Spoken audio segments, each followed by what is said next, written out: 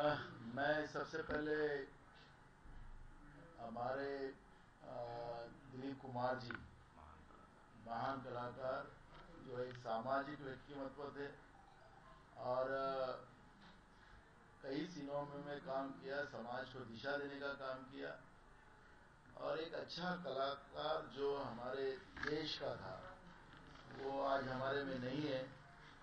एक दुखद समाचार मुझे आज ही सुबह मिला। मैं उनके इस दुखद निधन पे शोक वेदना व्यक्त करता हूं। आपल्या हिंदी सिनेमामध्ये एक महत्त्वपूर्ण भूमिका निभावणारे महान कलावंत दिलीप कुमार जी त्यांचं आज दुखद निधन झालं। त्या दुखद निधनाच्या मी शोक संवेदना व्यक्त करतो आणि एका चांगल्या कलाकारापासून, चांगल्या कलावंतापासून आम्ही मुकलो ही भावना व्यक्त करतो।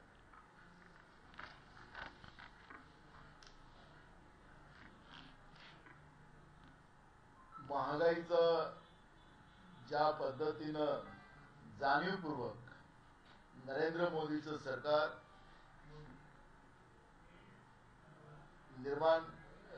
महागाई निर्माण करण्याचं जे काम करते आहे त्याचा विरोध काँग्रेस पक्षाच्या वतीनं आम्ही पूर्ण महाराष्ट्रामध्ये येत्या 10 दिवस करणार आहोत।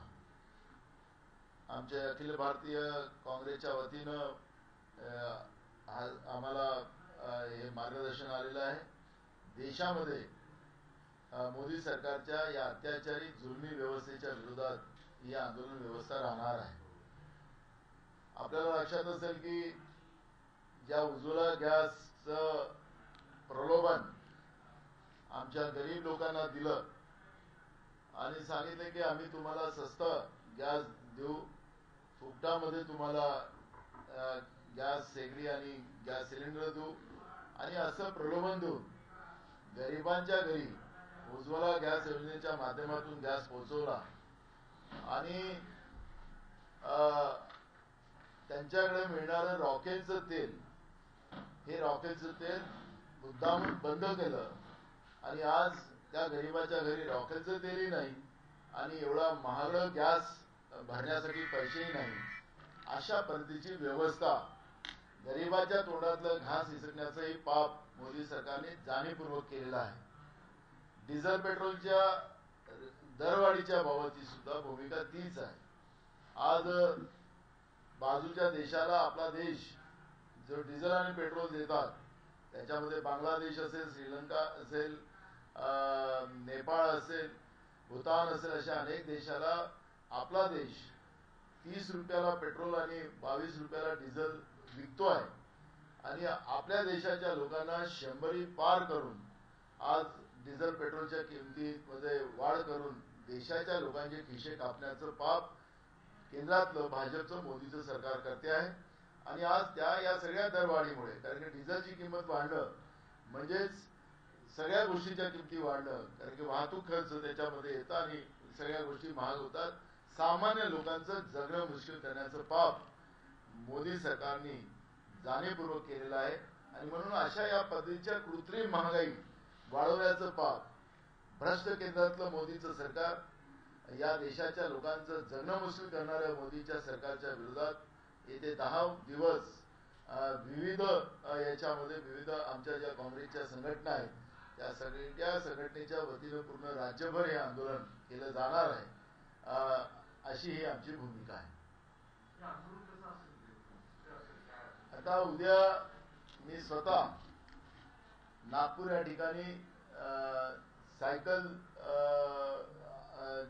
सायकलवर आम्ही आंदोलन करणार आहे, सायकल मोर्चा करणार आहे। आमच्या प्रत्येक कमिशनर हेडला आमचे कार्याध्यक्ष असतील, आमच्या संघटनेचे उपाध्यक्ष असतील, आमचे मंत्री असतील, हे प्रत्येक त्यांना कमिशनर हेडमध्ये उद्या हे वेगळ्या वेगळ्या याच्यामध्ये सगळ्या सायकल यात्रा होणार।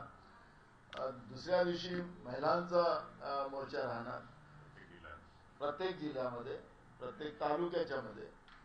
मग युवकांचे आहेत, एनयूसीआयचे आहेत, अलग अलग ज्या आमच्या काँग्रेसच्या विविध ज्या संघटना आहेत त्या सगळ्यांच्या या येत्या 10 दिवस सगळीकडे हे आंदोलन चालणार आहे आणि कोरोनाचे सगळे नियम त्याच्यामध्ये पाळून हे आंदोलन केले जाणार आहे.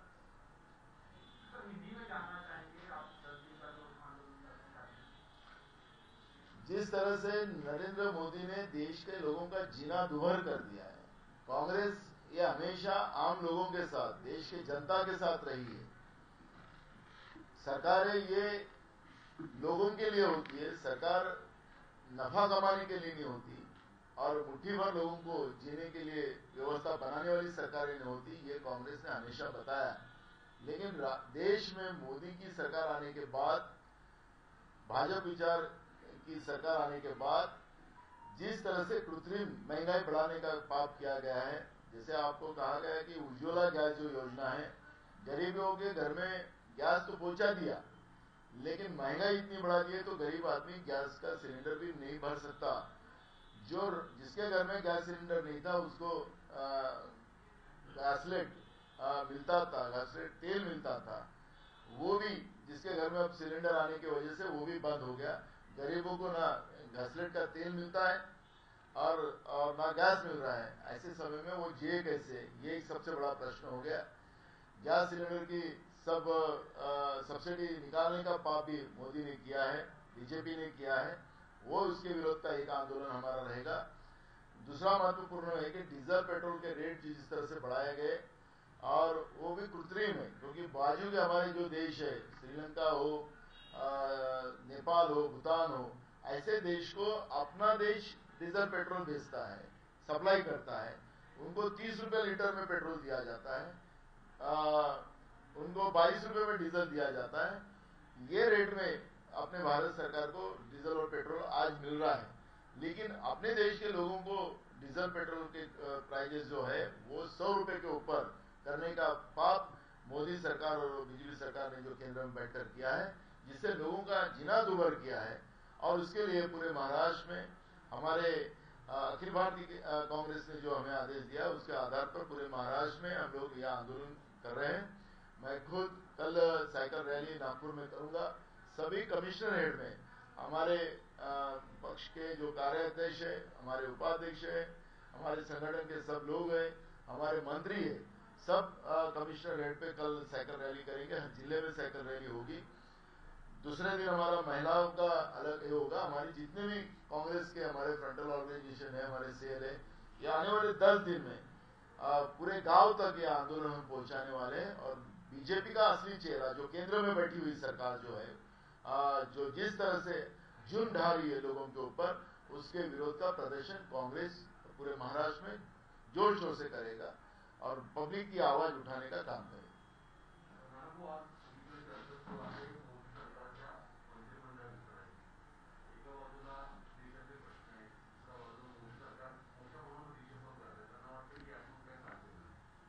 मोदी सरकार जो आहे, मोदी सरकार गेल्या 7 वर्षात हे फक्त एन्जॉय करतोय, सत्तेचा एन्जॉय करतोय, त्याचा आनंद भोगतोय आणि लोकांना बर्बाद करतोय.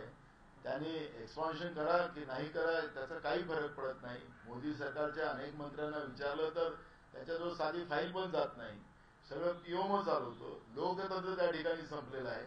त्याच्यामुळे त्यांनी फेरबदल केले मोदी सरकारने, तरी हे सगळे पाप त्यांना धुता येणार नाही. हे सगळं मोदी आणि बीजेपीचं पाप आज देश भोगतो आहे.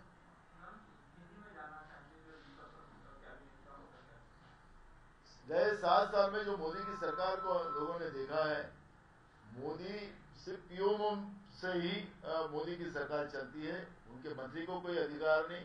मोदी सरकार सिर्फ एंजॉय कर रही है सत्ता को. यही सब हम लोगों को दिखता है. इसलिए हमारे नेता राहुल जी कहते हैं ये सूट-बूट की सरकार है. और ये सरकार का कई बार लोगों को भी अब विश्वास हो गया है कि देश के कुछ गिने चुने उनके उद्योगपति मित्रों के लिए ये सरकार ये चल रही है. और जो भी उनका कर्जा माफी करना है तो उनका होगा, किसान का नहीं होगा, हम लोगों का नहीं होगा. और इसलिए राहुल जी का भी वो सेंटेंस जो अब परफेक्ट बैठ गया है कि मोदी की सरकार सिर्फ सत्ता भोगने के लिए है अपने सूट-बूट के आधार सहारे अपने मित्रों कुछ गिने चुने उनके उद्योगपति मित्रों के लिए सरकार चल रही है और इसलिए मोदी सरकार में एक्सपांशन हो या ना हो उसका कोई ये देश के लोगों के लिए कोई ये विषय नहीं बनता.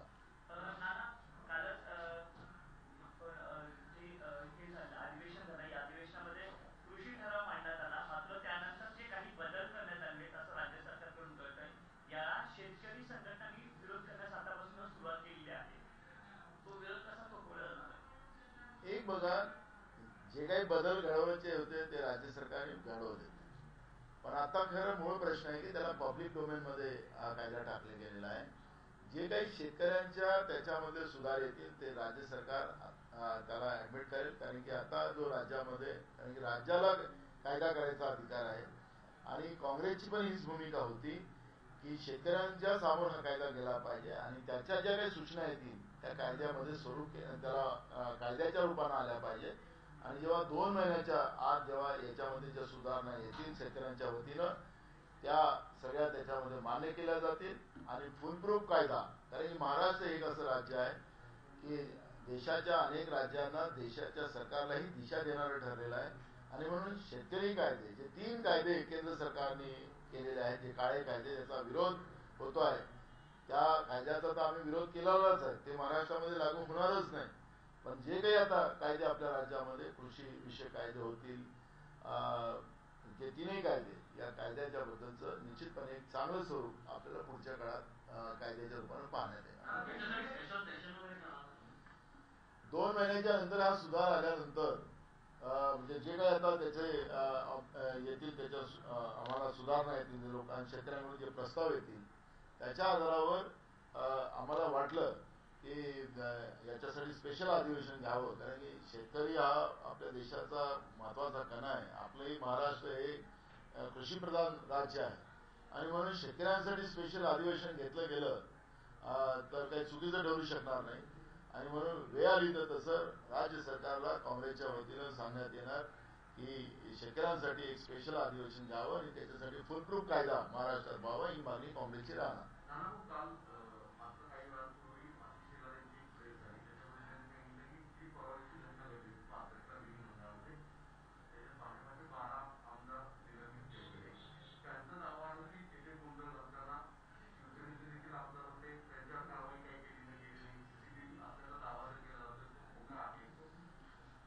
तिथं सीसीटीव्ही कॅमेरा नाही आहे कारण की ते तालिका अध्यक्ष होते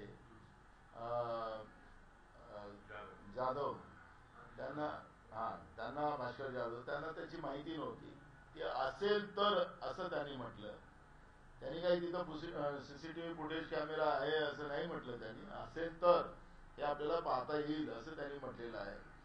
पण एक गोष्ट आहे की भास्कर जाधवनी जो काही मुद्दे उपस्थित केले तालिकेवर बसून त्यावेळेस विरोधी पक्ष नेते आणि सगळे आमदारही तिथं होते विरोधी पक्षाचे त्यांच्या सगळ्या मुद्द्यावर त्यांनी कुठलंही त्या ठिकाणी टोकलेलं नाही. आई बहिणीच्या शिवा दिल्यात हे पण भास्कर जाधवनी त्या ठिकाणी रेकॉर्डवर आणलं आणि जेव्हा फडणवीस उभे झाले त्यांनी सांगितलं की आम्ही माफी मागितलेली आहे या घटनेची असंही उत्तर त्या ठिकाणी दिलेलं आहे. मग बाहेर येऊन तुम्हाला माध्यमाला ते सांगतात की असं काहीच झालं नाही म्हणजे ते किती खोटं बोलतात याच्यावरून ते सिद्ध होते. खरं तर ओबीसी समाजाचं राजकीय आरक्षण संपवण्याचं काम बीजेपीने केलेलं आहे. सुरुवातीपासून काँग्रेसच्या वतीनं आम्ही सांगत होतो. नागपूरच्या जिल्हा परिषद कारण की आपल्याला माहितीसाठी आपल्या माध्यमाच्या माध्यमातून मी राज्याच्या जनतेला सांगू इच्छितो की फक्त हे महाराष्ट्रातच का घडलं. देशाच्या वेगळ्या राज्यामध्ये निवडणुका झाल्या स्थानिक स्वराज्य संस्थेच्या ओबीसीचं आरक्षण त्या राज्यामध्ये कायम आहे फक्त महाराष्ट्रातच का झालं तर 2017 मध्ये नागपूरच्या जिल्हा परिषदमध्ये आपली इज्जत वाचवण्यासाठी आपली खुर्ची वाचवण्यासाठी देवेंद्र फडणवीसांनी जे पाप केलं ते उघडकीस आलं आणि उघडकीस आलं कोर्टात गेलं. कोर्टात गेल्यानंतर कोर्टाने जे आदेश दिले त्याच्यामुळे जे काही राजकीय नुकसान ओबीसी समाजाचं झालं आणि सभागृहामध्ये ते उघड्यावर पडले त्यांचं खोटं पण लक्षात आलं आणि म्हणून त्यांचं हे स्टंटबाजी जे करण्याचं काम करतायत ते महाराष्ट्रासाठी लाजिरवाणी आहे. महाराष्ट्राच्या विधानसभेमध्ये ज्या पद्धतीच्या घटना घडल्या नाहीत त्या घटना घडवण्याचं काम माया बहिणीच्या शिवा द्यायचं पाप ते करत असतील तर सुसंस्कार आणि सांस्कृतिक आम्ही संस्कृती जपणार आमचा भाजप आहे असं सांगणाऱ्या लोकांनी आता त्याला आपलं सर्टिफिकेट देण्याचाही अधिकार राहिलेला नाही. अधिवेशनाच्या पहिल्याच दिवशी विधानसभेचा अध्यक्ष होईल अशा पद्धतीनं तुम्ही सुरुवातीला मांडली होती. आता 2 दिवसाचं अधिवेशन संपलं, अध्यक्षपद जे आहे हे काँग्रेस. तुम्हाला आम्ही सुरुवातीपासून सांगतोय की RT-PCRचं टेस्ट घेऊनच आपल्याला सभागृहात जावं लागतं. आता कोणाला कोरोना आहे की नाही आहे आपल्याला 72 तासाच्या पहिले ते टेस्ट करावं लागतं.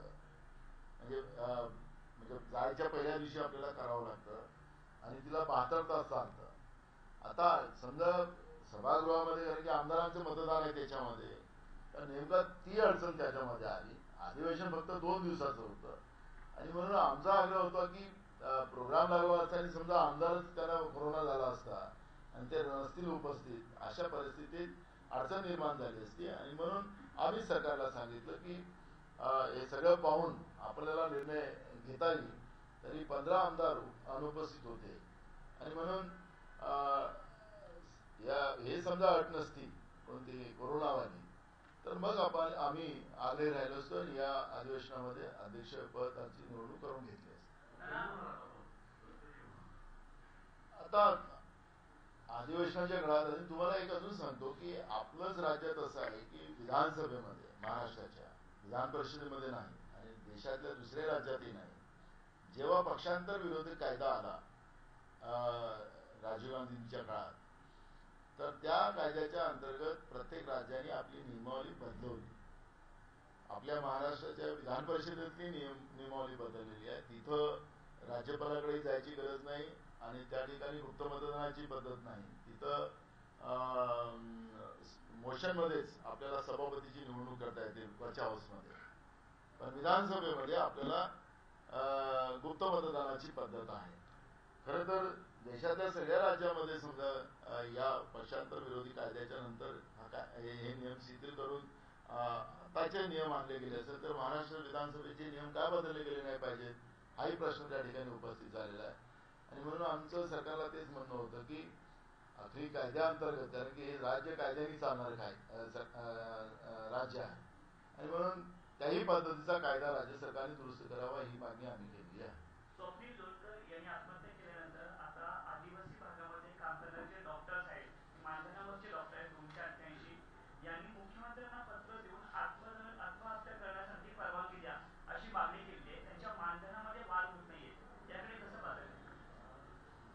बघा, आता सरकारने निर्णय घ्यायचे त्याच्यामध्ये आणि जे कामगाजी लोक आहेत त्यांना त्यांच्या शिक्षणाच्या आणि कामाच्या पद्धतीप्रमाणे त्यांना पैसे मिळाले पाहिजे याचं दुमत कोणातही राहू शकत नाही आणि निश्चितपणे त्यांची मागणी अगर वास्तविक असेल तर राज्य शासनाने ते मान्य करावे.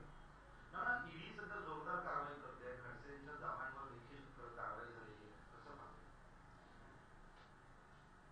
आम्ही वारंवार काँग्रेसच्या वतीनं सांगण्यात आलेलं आहे की, आणि परवा विधानसभेतही आपण पाहिलं असेल की मुंगटीवर भास्कर जाधवला सांगत होते की आम्ही अनिल देशमुख करून टाकू, जास्त बोलला तर धमकी देत होता. ही जी दबाव तंत्र आणि ईडी आणि सीबीआयचा जो दुरुपयोग करण्याचं काम बीजेपी ही जी सातत्याने करते आहे, हे सगळ्यांना लक्षात आलेलं आहे. त्याच्यामुळे किती अत्याचार करायचं, त्यांनी कोणावर करायचं ते आपण पाहिलं. काल पण फोन टेपिंगचा इश्यू आला. 16-17 मध्ये फोन टेपिंग केली. कशासाठी करतात? आपल्याच लोकांच्या फोन टेपिंग करतात. रावसाहेब दानवेची केली गेली, ते संजय काकडे त्यांचे समर्थित खासदार आहेत त्यांची केली गेली, मी पण त्यावेळेस खासदार होतो माझी पण केली. कशासाठी करतात? हे कोणती प्रवृत्ती आहे? महाराष्ट्रामध्ये या पद्धतीची प्रवृत्ती कधी नव्हती आणि हे कधी होणार पण नाही. पण या सगळ्या व्यवस्थेमध्ये जे केंद्रामध्ये जेव्हा बीजेपीचं सरकार आलं तेव्हापासून सूडबत्तीचं राजकारण करून मूळ मुद्द्याला बाजूला सारण्याचं आणि देश विकण्याचं काम जे करतात आहे आणि मूळ हे विषय बाजूला सारण्यासाठी या पद्धतीच्या कारवाया करून लोकांना भीती निर्माण करण्याचं पाप जे मोदीचं सरकार केंद्रामध्ये बसून करते आहे, ही राज्याची देशाची जनता ही ओळखून आहे. त्याच्यामुळे मुकुल राय आणि अनेक उदाहरणं आपल्याला देता येईल की ते त्यांच्या पक्षात गेलं तर ते स्वच्छ होतात आणि दुसरीकडे राहिले तर ते कलंकित राहतात. ही जी प्रवृत्ती आहे ही प्रवृत्ती आता सगळ्यांच्या लक्षात आलेली आहे.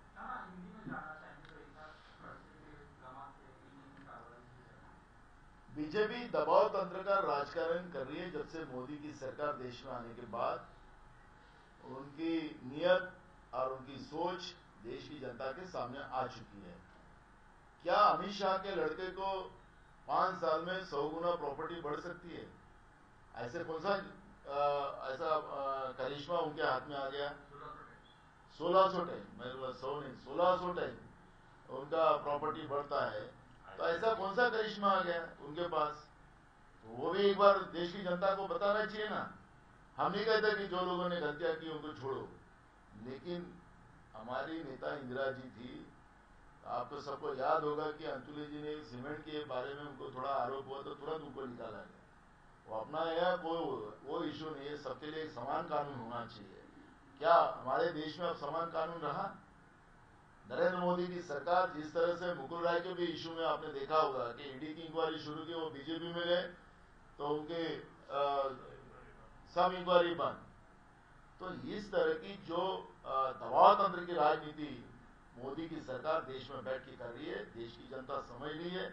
और अब कोई ये इनके इस कार्रवाई को डरने वाले लोग नहीं है. उनको सबको समझ में आ गया कि मोदी की सरकार दहशत और दबाव तंत्र का राजकारण करके अपने पद का दुरुपयोग कर रही है. ये सब लोगों को समझ में आ गया. महाराष्ट्र में उसी की नकल मारने वाले देवेंद्र फडणवीस की सरकार ने भी 16-17 को मैं जब सांसद था तब मेरा भी फोन टैप किया, दानवे जी का भी फोन टैप किया, संजय काकड़े का किया, बच्चू कडू का किया और कई लोगों का मेरे पास जो मालूमात है.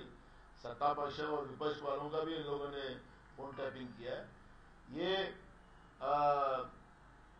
इस तरह की दबाव तंत्र की राजनीति और दूसरे के घरों में झांक कर उनको छुपके से देखना जो हमारे लोकतंत्र के लिए घातक है, सबसे बड़ा पाप है. व्यक्ति स्वातंत्र के लिए सबसे बड़ा हानिकारक है.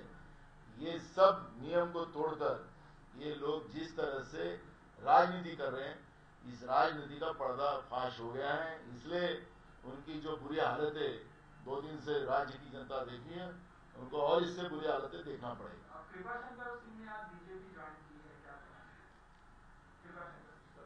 वो हमारे पार्टी में नहीं है ना. 2019 से ही हमारे पार्टी में नहीं है, तो इसलिए उनका वो कौन से पार्टी में है क्या है हमें क्या पता.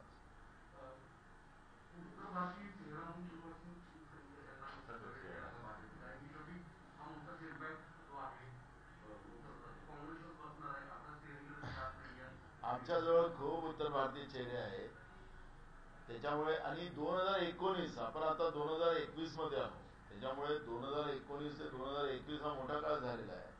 त्यामुळे जे आमच्या पार्टीत नाही त्याच्याबद्दलची चर्चा नाही काय. आमच्याकडे उत्तर भारतीय खूप चेहरे आहेत. आता तुम्हाला ते सगळे चेहरे दिसतील. एकदा सगळ्या गोष्टी क्लिअर झाल्या, आरसा साफ झाला तर खरा चेहरा दिसतो.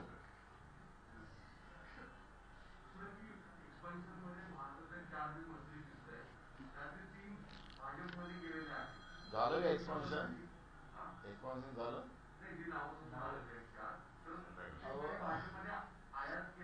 असं आहे, मोदी सारखं खोटारडं सरकार देशाने पहिल्यांदा पाहिलेलं आहे. त्याच्यामुळे आता 4 दिसतात ते त्याच्यात एक राहते की नाही त्याच्यानंतर प्रतिक्रिया घेऊ.